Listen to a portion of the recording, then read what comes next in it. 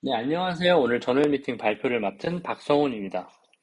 저는 현재 데이터 어규멘테이션 연구를 진행하고 있는데, 제가 현재 사용하려고 시도 중에 있는 TTS 시간이라는 모델에 대한 논문을 읽고 발표드리려고 합니다.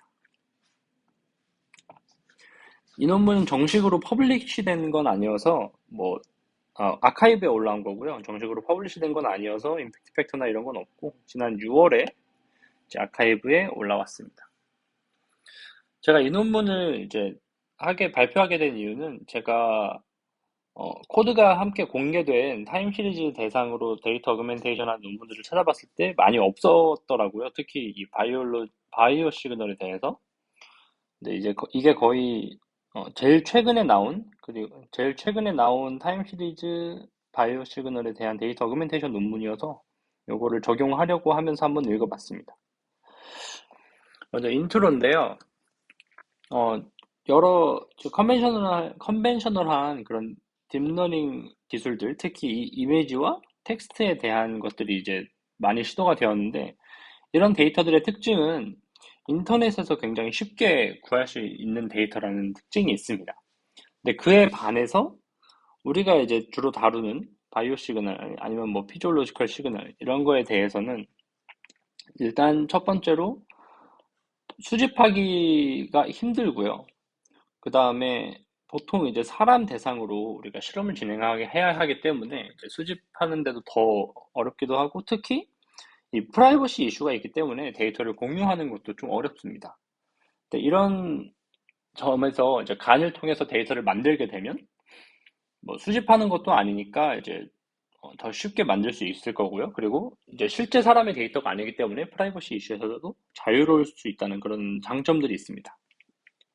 근데 기존에 개발되어 왔던 그런 간 기반의 타임 시리즈 데이터를 제너레이트 하는 그런 간 모델들의 단점, 리미테이션들이 있었는데요. 그게 뭐냐면 많은 모델들이 RNN 기반으로 만들어져 있었습니다. 근데 RNN의 단점은 RNN은 이제 최근에 있었던 데이터에 더 가중을 두기 때문에 이제 긴 데이터를 제너레이트 할 때 한계점이 있다고 하고요.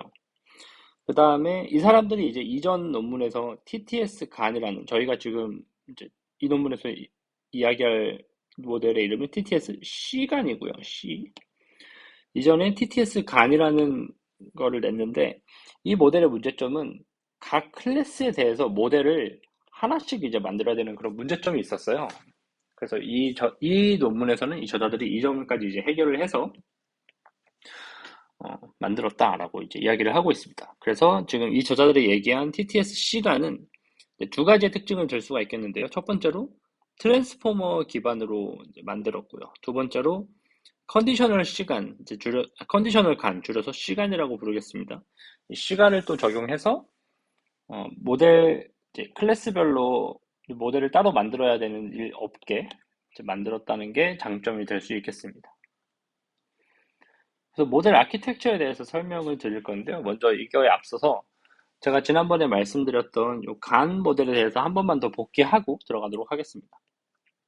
그래서 간 모델이 어떻게 구성이 되어 있냐면, 간 모델은 크게 제너레이터와 디스크리미네이터로 이제 구분이 되어 있다고 말씀드렸었는데, 제너레이터는 어떤 랜덤한 그냥 노이즈를 받아서 이거를 뭔가 이제 피처로 만들어 주는 거예요.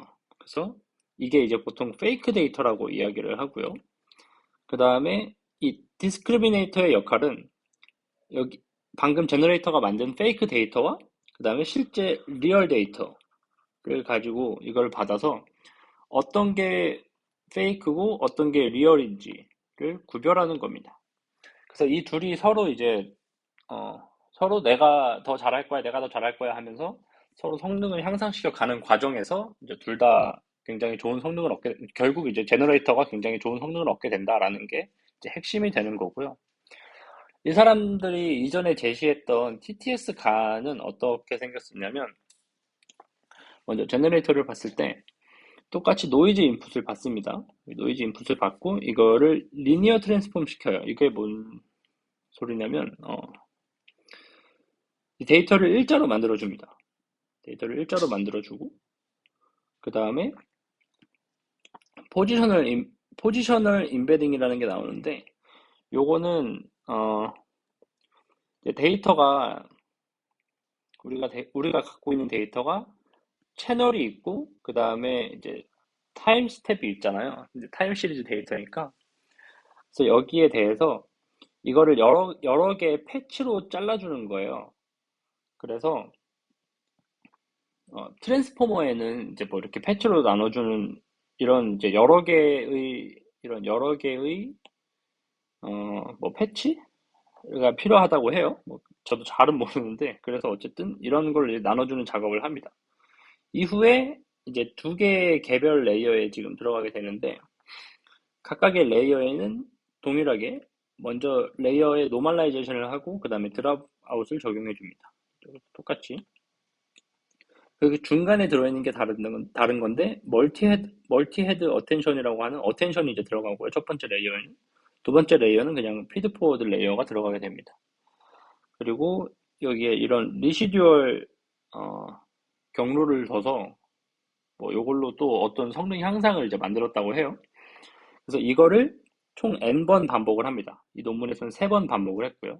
그래서 총 6개 레이어가 있게 되는 거겠죠? 요거를 그냥 한 덩이로 보게 되면은 그럼 이건 총 3개가 되는 거고요.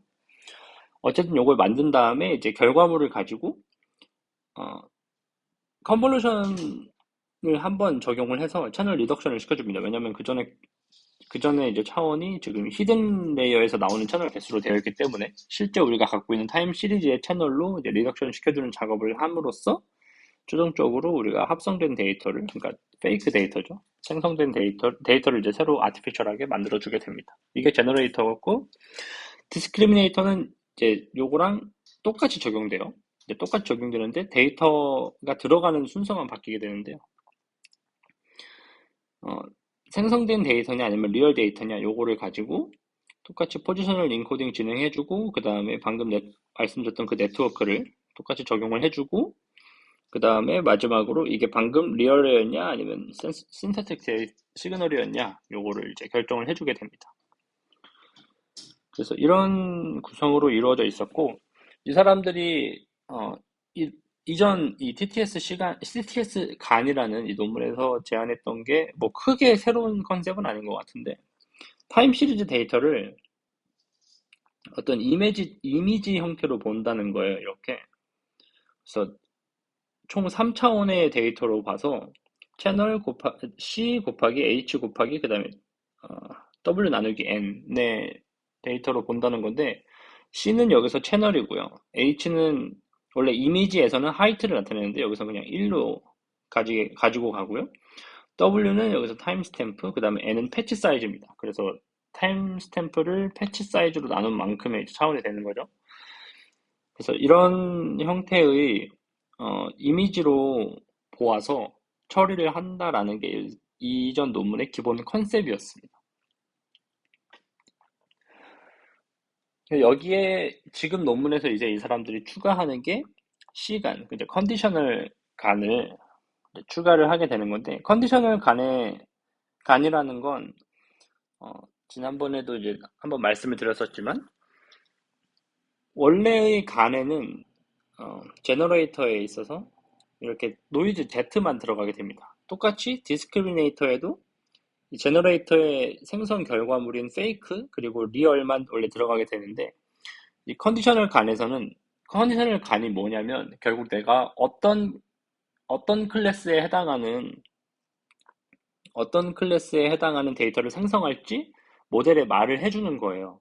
그리고 그 클래스에 해당하는 샘플을 만들어내라라고 이제 지시를 해주는 건데, 왜냐면 그냥 일반 간에는 클래스를 지정할 수가 없거든요. 그래서 컨디셔널 간에는 이렇게 내가 어떤 클래스에 속하는 샘플을 만들어낼 건지 제너레이터한테도 알려주고, 방금 어떤 게 들어왔는지 디스크리미네이터한테도 알려줍니다. 그래서 이게 이제 컨벤셔널한 시간의 컨셉인데, 이 사람들이 여기서 제안한 시간 스트레이트지는 어떻게 되냐면, 제너레이터에 넣어주는 건 똑같아요. 근데 디스크리미네이터에는 안 넣어줍니다. 대신에 디스크리미네이터가 뭘 해야 되냐면 임무가 하나 추가되는데, 원래는 리얼 페이크만 구분하면 됐던 게 이제 Y 클래스를 클래시피케이션까지 하는 거예요. 프레딕션까지 이 디스크리미네이터가. 그래서 디스크리미네이터는 역할이 뭐냐면 리얼이랑 페이크를 받은 다음에 방금 받은 게 리얼이었냐 페이크였냐를 맞추는 것뿐만 아니라 추가로 방금 이제 받은 이 샘플이 어떤 클래스에 속하냐까지 이제 맞추게 되는 그런 겁니다. 요거를 통해서 이제 얻을 수 있는 큰 장점이 뭐냐면 보통 데이터가 이제 클래스가 뭐 1이 있고 2가 있는데 1은 데이터가 막 되게 많단 말이에요. 근데 2는 적어요. 근데 이런 경우에 1에 대한 모델은 훈련이 잘 될 거고요. 2에 대한 모델은 훈련이 잘 안 될 겁니다. 근데 이 사람들이 지금 제안한 요 스트래테지에서는 그냥 1, 2를 딱 따로 쓰는 게 아니라 같이 쓰기 때문에 훈련이 다뭐 균등하게 잘 된다 뭐라고 해요. 이제 데이터 임밸런스에 따른 문제가 크게 없이. 그래서 이런 거를 큰 장점으로 내세우고 있고 지금 제가 사용하고자 하는 데이터에도 이제 잘 적용될 수 있는 특성인 것 같아서 이제 좋은 강점이라고 생각을 했습니다. 그래서 최종적으로 TTS 시간의 이제 아키텍처는 아까 이전에 말씀드린 TTS 간에서 제너레이터에서는 지금 요 레이블이 추가가 되는 거고요. 그리고 디스크리미네이터에서는 최종 결과물로 이 클래스 결과값, 이제 프레딕션 결과값까지 이제 추가가 되게 됩니다. 그리고 로스 값에서는 그래서 이제 결국 로스 값에 우리가 제대로 반영을 시켜야 이런 훈련이 이루어지는 거니까요. 로스 값을 어떻게 설정을 하냐면 디스크리미네이터에 대한 로스 값은 로스 두 개를 합친 형태인데요. 이제 애드버서리얼 로스랑 그 다음에 클래시피케이션 로스가 있습니다. 요 두 개를 합친 형태가 되고요. 애드버서리얼 로스는 그냥 원래 기존에 사용되던 리얼이냐 아니면 페이크냐를 나누는 그 로스고 클래시피케이션 로스는 뭐 클래스를 맞췄냐 못 맞췄냐에 대한 거죠. 그리고 제너레이터에 대한 로스도 역시 애드버서리얼 그리고 클래시피케이션 로스를 더한 형태가 되고 여기서 들어가 있는 람다는 이 클래시피케이션 로스에 대한 웨이트입니다. 그래서 클래시피케이션에 대한 로스를 얼마나 많이 고려할 것이냐이고요. 여기서는 1로 설정을 했다고 합니다. 그래서 균등하게 클래스도 잘 맞추고 리얼 페이크 판단도 잘 하게 했다고 합니다. 그래서 이 사람들이 이제 수행한 실험은 먼저 데이터셋을 총 4개를 사용을 했어요. 그래서 첫 번째로 시그널 그냥 단순한 퓨어한 사이너소이달 웨이브, 그다음에 두 번째로 X, Y, Z축을 가지는 이 엑셀러레이터를 가지고 측정한 이제 점핑이랑 러닝을 하는 도중에 측정한 데이터를 사용을 했다고 하고요. 또 다른 데이터는 심장병을 가지지 않은 그냥 정상인 대상 ECG 데이터, 그리고 여러 종류의 심장병을 가진 사람들의 앱노멀 ECG 데이터를 사용을 하였다고 하고, 마지막으로는 부정맥 환자들에 대한 데이터를 사용을 했다고 해요. 그래서 부정맥 환자들에게서 나타나는 그 ECG 파형이 뭐 되게 여러 가지가 있다고 하는데 그 중에 5개를 가지고 사용을 하였다고 합니다. 그래서 총 이렇게 4가지 데이터에 대해서 TTS 시간을 성능 평가를 하였고요. 그리고 다른 이제 기존에 개발된 어, 성능이 좋다고 알려진 그런 모델들과도 성능을 함께 비교를 하였고, 세 가지 항목에 대해서 비교를 했는데, 먼저 로우 데이터를 그냥 뿌려서 이제 비주얼라이제이션을 하면서 보았고, 그 다음에 로우 데이터를 뭐 PCA, TAS니 같은 이 디멘전 리덕션 하는 거를 적용해서 결과가 어떻게 나오는지 비교를 해보았고, 또 퓨전 맵이라는 것도 한번 계산을 해서 보았습니다. 그리고 마지막으로 웨이블렛 코히어런스를 계산해서 이 리얼 데이터와 페이크 사이에 얼마나 이제 비슷한지, 이제 시밀러리티 메저도 함께 계산을 하여서 보았습니다. 네, 리절트인데요. 먼저 앞서서 이 시간에서는 레이블이 들어가야 된다고 말씀을 드렸는데 그 레이블을 모델에 어떻게 넣을 건지를 임베딩이라고 부릅니다. 그래서 임베딩을 어떻게 할지에 대해서도 이제 이 사람들이 다 총 4개로 4가지 방법을 이제 따로 적용해서 테스트를 해봤다고 해요. 그래서 그 중에 제일 좋은 거를 적용하게 됐는데 최종적으로 그래서 그 네 개에 대한 결과가 어떻게 되냐면, 네 개가 일단 뭐 뭔지를 설명을 드리면, 첫 번째로는 그냥 레이턴트 벡터, 그러니까 아까 설명드렸던 Z 노이즈죠. 그냥 랜덤 노이즈. 이 랜덤 노이즈에 그냥 컨카트네이션 시키는 거예요. 그래서 원래 레이턴트 벡터가 만약에 100개 차원이었으면 뭐 레이블이 만약에 2차원이다. 뭐 1, 0 이렇게 해가지고 그러면 이제 총 102차원이 되게 뭐 이렇게 컨카테네이션 시키는 거죠. 단순하게 완전. 그래서 요거를 G랑 D에 그러니까 제너레이터 그리고 디스크리미네이터에 다 적용을 해준다는 게 1번 스트래터지고 2번으로는 컨카테네이션 시키는 게 아니라 애드 해주는 거예요. 그냥 단순하게 어, 레이턴트 벡터가 100개 그리고 이, 이 레이블도 그럼 이제 똑같이 100개로 맞춰서 이거를 값을 더해주는 거예요. 콘카테네이션 시키는 게 아니라. 그래서 요거를 또 제너레이터랑 이제 디스크리미네이터에 다 해준다라는 게 2번이고 3번은 컨카테네이션 시키는데 아까처럼 레이턴트 벡터에 더해주는 게 아니라 채널 디멘전에 더해주게 되는 겁니다. 그래서 요거는 이제 무슨 말이냐면 원래 어 그 원래 요거는 이제 얘는 CNN에서 적용되는 거거든요. 그래서 네트워크를 CNN 형태로 가져가게 되고요. 그 전까지는 이제 리니어였고, 여기서부터 이제 CNN인데, 내부 구조가 CNN인데, CNN에서는 이제 인풋이, 이렇게 생긴 인풋이 이제 여러 개 있잖아요. 이렇게. 요거 개수를 이제 채널이라고 하는데, 요거 개수를 채널이라고 하는데, 여기에 차원을 하나 더 넣어주는 거예요. 그래서 하나 이제 더 추가돼서 여기에 이제 레이블이 들어가게 되는 거죠.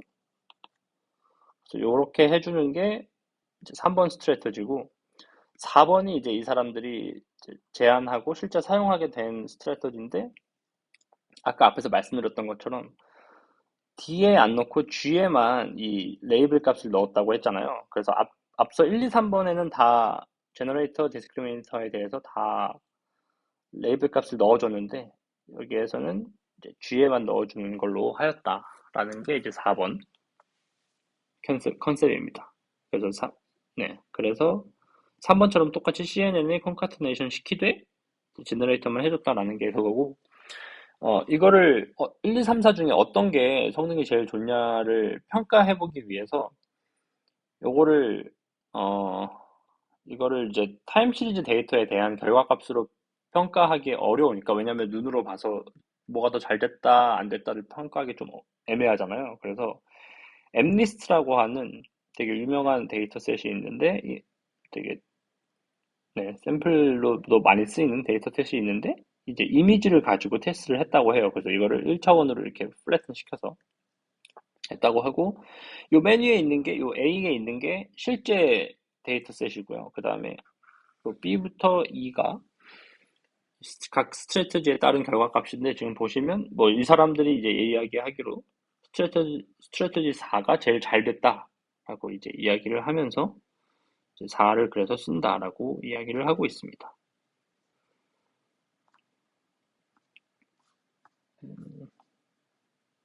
네, 네. 다음 결과인데요. 그래서 요거는 실제 오리지널 데이터와 이 사람들이 제안한 모델로 만든 신테틱 데이터 사이의 비교 값입니다. 그래서 먼저, 먼저 여기가 사이너소이달 데이터에 대한 비교인데 지금 보시면 요 왼쪽이 오리지널이고요.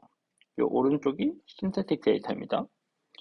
그래서 오리지널 데이터의 총 4개 그림을 그렸죠. 그리고 신테틱도 4개 그림을 그렸는데 여기서 오해하지 말으셔야 될 게 여기에서의 1번부터 4번까지 있고 여기서 1번부터 4번까지 있는데 이 1번부터 4번을 1번부터 4번을 1과 1, 뭐 그리고 4와 4 이렇게 비교하는 게 아니라요. 이렇게 비교하는 게 아니라 어, 이렇게 비교하는 게 아니라 이 사이너소이달에 대해서는 사실 제가 정확히 어떻게 하는지 지금 잘 모르겠긴 한데, 그냥 이거 하나가 그냥 클래스인 것 같습니다. 왜냐면 주파수가 다 비슷하게 보여서. 그러니까, 시간에서 이제 생각해야 되는 게, 시간은 지금 클래스를 받아서 해당 클래스에 대한 샘플을 이제 아웃풋으로 내주는 거잖아요. 아, 잠깐만. 이거를 여기 아래에 있는 데이터부터 보자면, 여기 아까 말씀드렸던 데이터셋 2번인데 점핑 그리고 러닝 데이터입니다. 지금 보시면 그래서 점핑에 대해서는 1부터 4가 그냥 클래스가 아니라 그냥 트라이얼 번호인 거예요. 그래서 러닝에 대해서도 1부터 4까지 이것도 트라이얼 번호가 되는 거고, 그래서 이게 점핑이랑 러닝을 비교하는 게 중요한 거지 1부터 4를 비교하는 거는 중요한 게 아니라는 말씀입니다. 그래서 어쨌든 보시면 왼쪽이랑 이제 오른쪽을 보시면 되겠죠? 왼쪽이랑 오른쪽을 비교하면 되겠죠? 그때 뭐 점핑에 대해서 되게 비슷해 보이고요. 제가 보기엔 러닝에 대해서도 비슷해 보이고 요 둘 사이에 네, 충분히 차이가 잘 나 보이는 것 같습니다. 그리고 ECG 데이터들에 대해서도 지금 보면 이쪽에 있는 뭐 노말, 앱노말, 그다음에 얘는 이제 부정맥 환자로부터 측정한 무슨 이제 ECG 데이터인데 요것들과 이제 이쪽에 이제 신테틱 데이터에 대해서 비교를 해보면 꽤 비슷하게 잘 만들어지는 것을 확인해 볼 수가 있습니다. 근데 여기서 제가 하나 약간 의문이 든 건 ECG 데이터라고 했는데 사실 파형이 진짜 실제 ECG 같은가에 대해서는 약간 물음표가 있는 것 같습니다. 뭐 앱노말이나 뭐 이런 거에서는 그렇다고 쳐도 이제 노말에 대해서도 이런 파형이 나오는지 약간 의문이 드는데 하나 이유로 생각해 볼 수 있는 건 이 사람들이 사용한 데이터가 이제 0.5초 이하거든요. 되게 짧은 샘플만 사용을 했는데 아마 그래서 우리가 알고 있는 그 PQRS 이제 파형에서 이제 여기로 확대하면 이렇게 보이는 걸까라는 추측이 되기는 합니다. 여기까지가 이제 로우 데이터를 비교한 거였고요. 다음에 PCA랑 그리고 TSNE를 사용해서 이제 비교한 결과를 먼저 설명을 드리면 PCA에서 이제 각각 다른 데이터죠. 점핑, 러닝, 그리고 노말, 앱노말 이슈지에 대해서 PCA를 뿌렸을 때 빨간 게 오리지널이고 파란 게 신테틱 데이터인데 되게 이제 분포가 다 비슷한 것을 볼 수가 있습니다. 여기 뿐만이 아니라 이제 어, 모든 데이터 종류에서요. 그리고 TSNE에 대해서도 비슷하게 나오는 것을 확인을 할 수가 있습니다. 그 다음으로는 이 사람들이 비교한 게 퓨전 맵이라는 건데, 이거는 여러 트라이얼을 가지고 이 데이터의 분포를 뿌리는 거라고 해요. 그래서 이제 빨간색으로 나오면 되게, 어, 분포도가 높은 거고, 이제 파란색으로 나오면 분포도가 낮은 건데, 위쪽이 지금 이제 오리지널 데이터, 그리고 아래가 생성된 페이크 데이터입니다. 위아래 이제 비교를 해보시면 상당히 비슷하게 나오는 것을 확인을 할 수가 있습니다. 마지막으로 퀀티테이티브 애널리시스를 통해서 이 사람들이 웨이블렛 코이어런스를 가지고 시밀러리티를 계산을 했을 때 결과가 어떻게 나왔는지 사용한 모델별로 결과를 이제 비교를 한 건데, 이 사람들이 사용한 TTS 시간 모델에서 이제 가장 높은 시밀러리티를 보이더라라는 게 최종 결과입니다. 그래서 이런 식으로 이제 정량적 비교까지 해 보았다라는 거고요. 요 아래에 있는 거는 뭐냐면 아까 말씀드렸던 부정맥 데이터에서 이제 총 5개 클래스가 있었거든요. 그래서 그 5개 클래스에 대해서 트레이닝 데이터를 어떤 식으로 주면은 어 이제 분류 결과가 어떻게 나오느냐, 컨피던스 매트릭스를 그려본 건데 네 가지 조건을 나눴어요. 총 5,000개 데이터를 사용하는데 5,000개를 다 리얼로 하는 경우, 그 다음에 5,000개를 다 이제 신테틱 데이터로 하는 경우, 그 다음에 여기는 1,000개만 썼네요. 1,000개 리얼 데이터만 사용하는 경우, 그 다음에 1,000개 리얼 추가로 4,000개 신테틱 데이터 사용하는 경우에 컨피던스 매트릭스가 어떻게 개선되는지를 비교해 보니까 5,000개 리얼 그리고 5,000개 신세틱을 비교했을 땐 당연히 5,000개 리얼이 더 좋았다고 합니다. 이제 5,000개 신세틱을 했을 땐 이제 얘가 떨어지고요, 성능이. 그리고 근데 좀 현실적인 상황을 가정을 해본 거예요. 우리가 현실적으로 5,000개나 데이터가 막 많을 일은 없으니까 1,000개를 한번 적용해 본다. 그렇게 했을 때 당연히 이제 결과가 또 떨어지겠죠? 근데 이 상황에서 우리가 4,000개의 신세틱 데이터를 추가로 넣어주면 결과가 어떻게 될까를 비교해 봤더니 요 D랑 A 이렇게 두 개를 비교해 봤을 때 오히려 D가 높았다고 합니다. 약간 왜 그런지 의문이 들긴 하는데 D가 더 높았다고 합니다. 그래서 최종적으로 이 사람들이 어, 현실적인 상황에서 이제 리얼 데이터가 많이 없는데 이 가능 모델을 통해서 데이터를 그만큼 추가를 해주게 되면 굉장히 이제 높은 성능을 얻을 수 있다라는 이제 주장을 펼쳤습니다.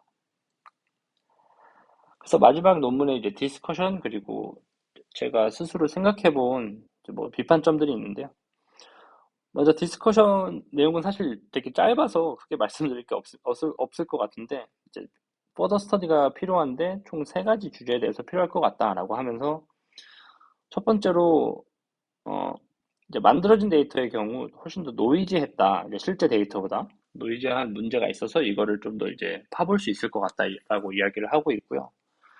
그 다음에 어 이제 여러 데이터가 이 사람들이 사용한 게 사이누소이달 데이터부터 이제 뭐 ECG 데이터까지 되게 여러 가지의 데이터를 사용을 했는데 사이누소이달 같은 경우는 이제 되게 쉽게 제너레이팅 하는 반면에 ECG나 뭐 이런 다른 데이터들은 더 많이 어려워했다. 모델들이 이제 훈련하면서 이제 경험적으로 보니까 그래서 이 신호별로 이런 제너레이팅 어빌리티를 조사하는 그런 게 필요할 것 같다라고 이제 이야기를 하고 있고 마지막으로 치킨 에그 프로블럼이라고 이제 명명을 했는데 저도 좀 공감하는 내용인데 이제 간 모델을 이제 데이터 어그멘테이션을 하는 궁극적인 목표가 데이터가 모자라서 이걸 보충하기 위함인데 사실 간 모델도 결국 뉴럴 네트워크거든요. 근데 이걸 뉴럴 네트워크라는 건 결국 훈련하는데 많은 데이터가 충분한 데이터가 필요한 건데 지금 데이터 어그멘테이션을 하기 위해서 하는데 오히려 또 많은 충분한 데이터가 필요하니까 이제 되게 약간 모순되는 그런 상황이 생기게 됩니다. 그래서 이런 이제 점에 대해서 연구도 필요할 것 같다라고 이야기를 하면서 마무리를 지었고요. 어, 제가 생각해 본 이 논문의 약간 한계점이라고 하면은 아까 말씀드렸던 ECG 데이터가 이게 실제 ECG 데이터가 그러니까 실제 ECG 데이터 맞지만 이 사람들이 뭐 적절한 필터링이나 노이즈 제거를 하지 않아서 좀 이상하게 파형이 나왔고 그걸 가지고 이제 간을 적용했으니까 좀 그러면 제대로 안 된 게 아닌가 싶은 생각은 드는데 아마 이제 아카이브라서 좀 요거는 조금 검증이 필요한 부분일 것 같고요. 그리고 두 번째로 이제 이전 슬라이드에서 제가 말씀드렸던 내용인데 1,000개 리얼 데이터 그리고 4,000개 신세틱 데이터를 사용한 경우 5,000개 리얼 데이터보다 더 성능이 좋았다고 하는데 이거 오히려 좀 이상한 부분인 것 같아서 요거에 대한 이제 뭔가 저스티피케이션이 필요할 것 같은데 이것도 없어서 좀 아쉬웠고요. 마지막으로는 이 웨이블릿 코이어런스를 계산을 해서 시밀러리티를 계산을 했는데 이게 결국 프리퀀시 도메인 면에서는 말이 될 것 같은데 이게 템포럴한 신호의 파형을 생각했을 때 이게 말이 되는 것일지는 네, 조금 약간의 물음표가 생기는 것 같습니다. 왜냐면은 예를 들어서 PQRS 파형을 예로 든다고 했을 때 뭐 얘가 가진 이게 이제 맞는 건지 저도 잘 모르겠는데 이제 그냥 컨셉으로 이렇게 봤을 때 뭐 P가 F1 그리고 R이 F2 PQRSP PQRSQ 이제 이 각각의 성분이 뭐 이런 주파수 성분을 F1, F2, F3라고 하는 주파수 성분을 갖고 있다고 봤을 때 이거를 프리퀀시 도메인에서 보면 뭐 대충 이런 식으로 생겼다고 쳤을 때 뭐 프리퀀시 도메인에서 보면은 얘가 이런 이제 파형으로 뿌려볼 수가 있겠죠. 근데 똑같이 어 뭐 이렇게 예를 들어서 이렇게 나왔다고 했을 때 얘는 확실히 다른 다르잖아요. 얘는 그 둘이 같지 않잖아요. 근데 프리퀀시 도메인에서 봤을 때는 아마 이제 비슷한 파형이 그려질 것 같은데 그럼 얘는 같은 거냐? 라고 이제 좀 그런 이런 이제 템포럴 모폴로지가 중요한 신호라면 이런 게 좀 문제가 될 수 있지 않을까? 뭐 레스팅 스테이트라면 전혀 문제가 없겠지만 뭐 이런 생각을 한번 해보았습니다. 네, 발표는 여기까지고요. 긴 발표 들어주셔서 대단히 감사합니다.